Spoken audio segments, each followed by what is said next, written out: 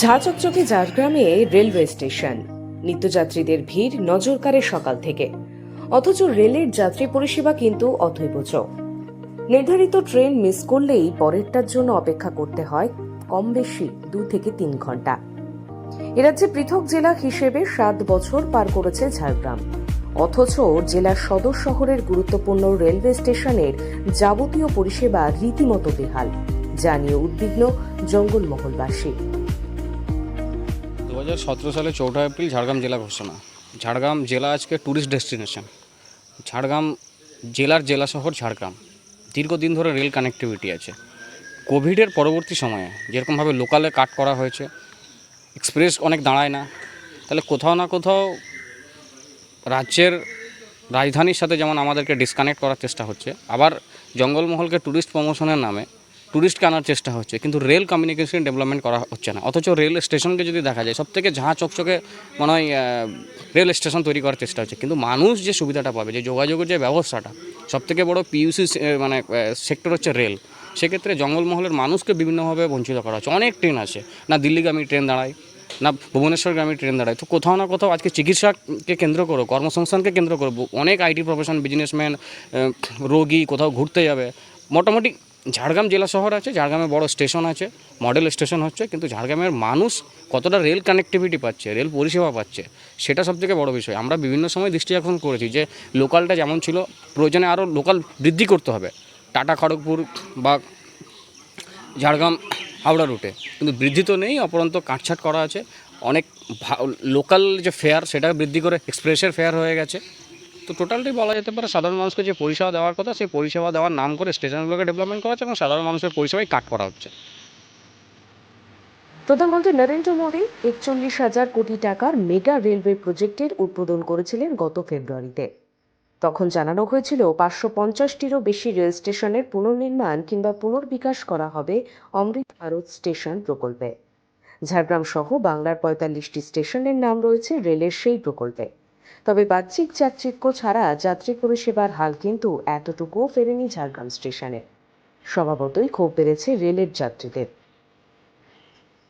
আমরা দীর্ঘদিন ধরে দাবি জানিয়ে আসছি যে এখানে যে একটি রিজার্ভেশন কাউন্টার আছে, সেই রিজার্ভেশন কাউন্টারটা 8টা থেকে 2টো পর্যন্ত খোলা থাকে। আমরা ডিআরএম সাহেবের সঙ্গে দেখা করেছিলাম, দাবি জানিয়েছি, ডিআরএম সাহেবকে বলেছিলেন যে ঠিক আছে, আমি খুব শিগগির এটা করব। আমরা এমপি সাহেব, প্রাক্তন এমপি কুনার হেমব্রমকেও লিখিতভাবে জানিয়েছিলাম, এই এমপিকেও বিষয়টা রেলের দাবিগুলো নিয়ে বলেছি। তো রিজার্ভেশন কাউন্টারটা রাত্রি 8টা পর্যন্ত যদি খোলা থাকে, অন্যান্য ডিস্ট্রিক্ট স্টেশন যেগুলো আছে গুরুত্বপূর্ণ স্টেশন, সেগুলো যদি চালু রাখা আছে, এখানেও সেই চালুটা হোক। আর এখানে রেল পরিষেবাতে যে গরিব মানুষ, মধ্যজীবী মানুষ, ডেলি প্যাসেঞ্জার, তারা বেশিরভাগই লোকাল ট্রেন ব্যবহার করে। এই লোকাল ট্রেনের সুযোগ সুবিধাগুলো দিন দিন আমরা দেখছি তলানিতে চলে যাচ্ছে। যে সমস্ত লোকাল ট্রেনগুলো চালু ছিল, সেগুলোও অনেকগুলোই বন্ধ।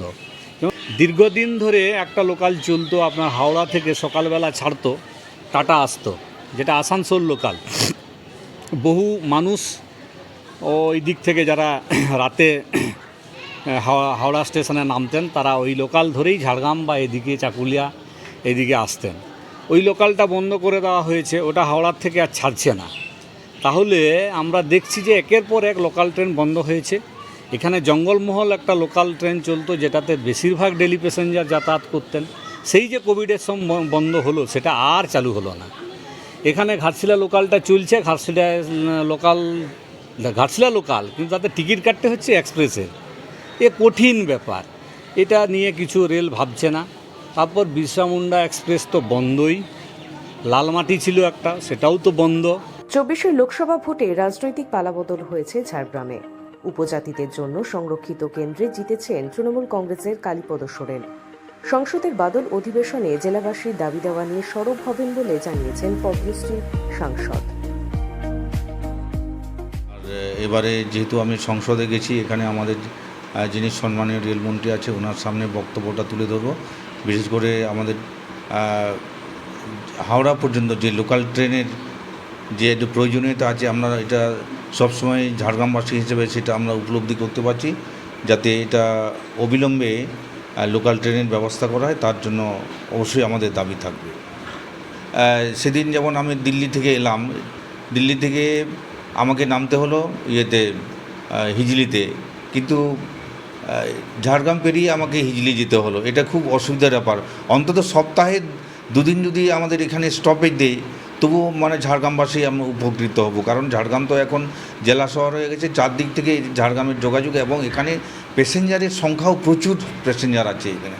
কাজেই তাদের অসুবিধার কথা যদি একটু কর্তৃপক্ষ হবেন, বিশেষ করে রেলমন্ত্রী, তাহলে মনে হয় সুবিধেই হবে। এটা সামনের যে বাদল অধিবেশন আছে, সেই অধিবেশনে আমি অবশ্যই এটা তুলে ধরবো। এটা নিত্যযাত্রীদের স্বার্থে পর্যাপ্ত লোকাল ট্রেনের দাবি যেমন উঠেছে, তেমনই স্টপেজ চাওয়া হয়েছে দূরপাল্লার কিছু গুরুত্বপূর্ণ এক্সপ্রেস ট্রেনের। নির্বাচিত জনপ্রতিনিধি মারফত রেলমন্ত্রীর কাছে আরও একবার নিজেদের দাবি দেওয়া পেশ করতে চান জঙ্গলমহলবাসী। ব্যুরো রিপোর্ট, আজকের ঝাড়গ্রাম।